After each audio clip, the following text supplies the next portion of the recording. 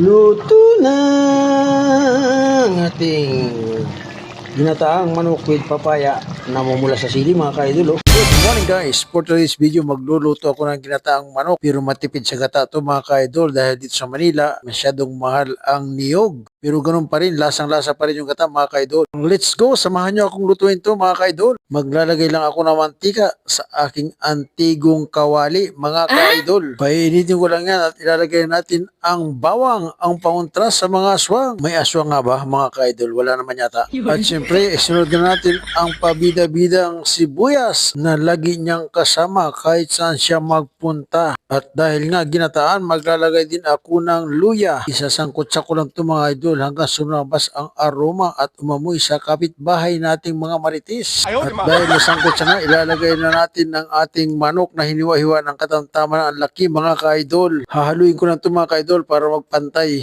at maabsorb yung ating mga pampalasa. Sige idol, halo kayo mo imikos-mikos mga idol. Maglalagay na ako dito ng patis para may sangkot siya na yung patis at may lasa na mga kaidol.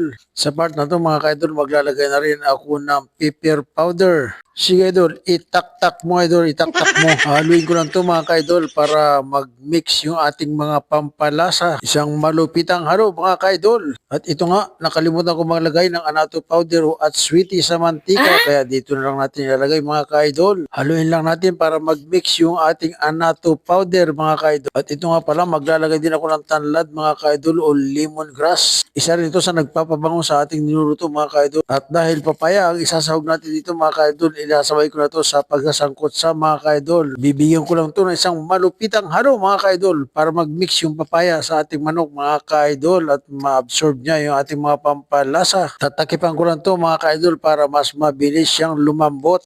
A few moments later. Ito na nga mga kaidol, after 20 minutes, i-check natin mga kaidol kung malambot na. Baliktarin lang natin ang halo mga kaidol, paparon at paparito. Sige idol, halo kain mo idol. Sa part na to mga kaidol, magdadagdag tayo ng isang basong tubig. Dahil nga, hindi na natin to nilagyan ng pangalawang gata. Tatakluban ko lang ulit mga kaidol para tuluyan na itong lumambot.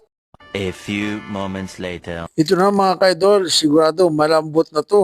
Ang bango mga kaidol. Dahil nga malambot na ang manok at ang papaya, ilagay na natin itong ating purong gata o lipotok mga kaidol. Isang piga lang yan. Binili ko sa palengke yung tinatakal-takal na. Walang halong tubig yan mga kaidol, purong gata. Shout out nga pala kay Idol Adelio Pimentel ng Laguna. Hahaluin ko lang to na isang malupitang halo para mag-mix yung ating gata o lipotok mga kaidol. Ipare-reduce lang natin ng kaunti yung gata mga kaidol at malapit na itong maluto. Ang